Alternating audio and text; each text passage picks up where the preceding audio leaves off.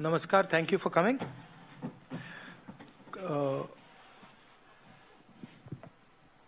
Question was never that Mr. Amit Shah is going to come and give a speech on some general topics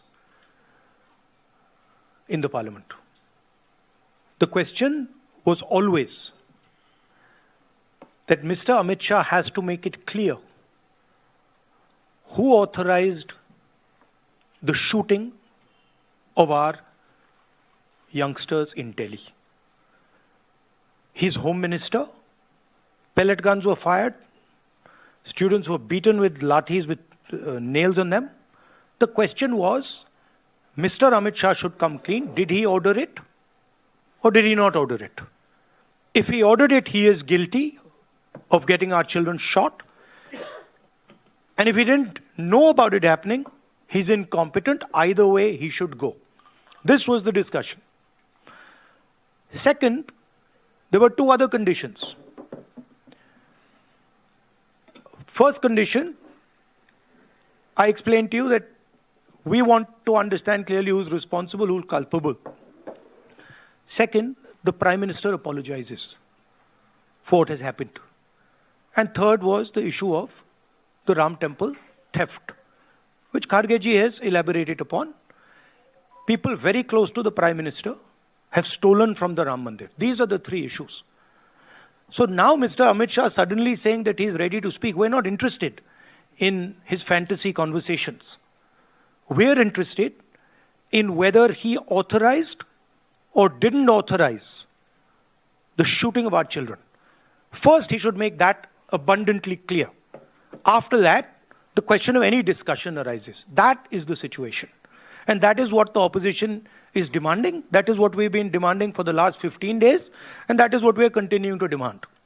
The other thing I'd like to point out is the character of the Prime Minister and the Home Minister. For 15 days, neither of them has had the courage, and I'm saying courage and stressing courage, neither of them has had the courage to come to the house.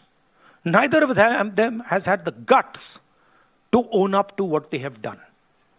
So that is for our students to see and understand that neither the Home Minister of this country nor the Prime Minister of this country think that what was done to you in Delhi, the brutality that was carried out in Delhi, is worth commenting on. This is what the real issue is. Now, if you have any questions. ANI. Sir, आप कह रहे हैं तीनों बातें आपकी non negotiable हैं। सरकार ने अपना रुख क्लियर कर दिया है, अब 2 दिन ही बचे हैं। तो हम माने कि जो अब तक स्थिति थी, आप लोगों की स्थिति 2 दिन बरकरार रहेगी, तो पूरा सदन, पूरा जो ये सेशन है, ये पूरी तरीके से वॉश आउट रहा और सरकार ये कह रही है अपोजिशन ने नहीं चलने दिया। नहीं, मैं हिंदी में बता देता हूँ, रिपीट कर देता हूँ। तो देखिए, शुरुआत में 15 दिन पहले हमारी पोजीशन थी कि होम मिनिस्ट्री से पेलेट गन चलाने का, कील वाली लाठी चलाने का ऑर्डर आया था और पूरे देश ने देखा कि हमारे स्टूडेंट्स को मारा गया, पेलेट गन से अंधा किया गया।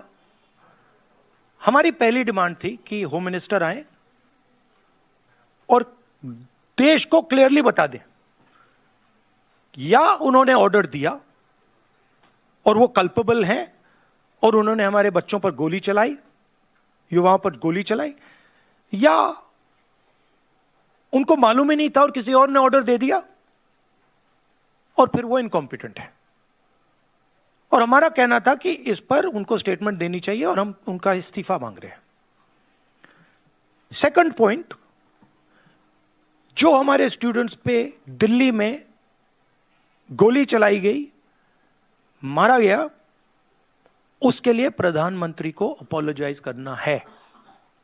और तीसरी डिमांड, जो प्रधानमंत्री ने राम मंदिर ट्रस्ट पे अपने लोग बैठाए थे, जिन्होंने करोड़ों रुपए चोरी किए हैं सबके सामने,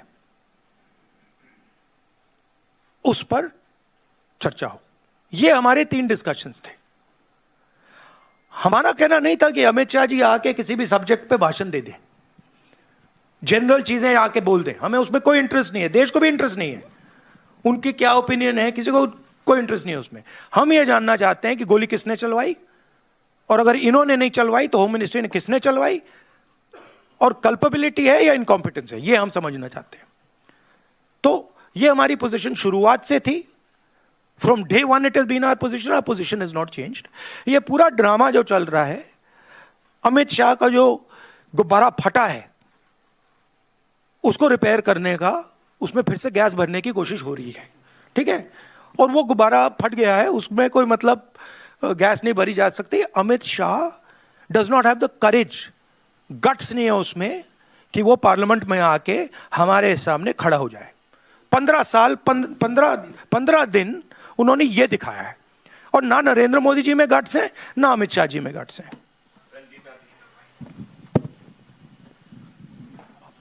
राहुल जी, सवाल आपसे है, खड़गे जी भी बोल सकते हैं।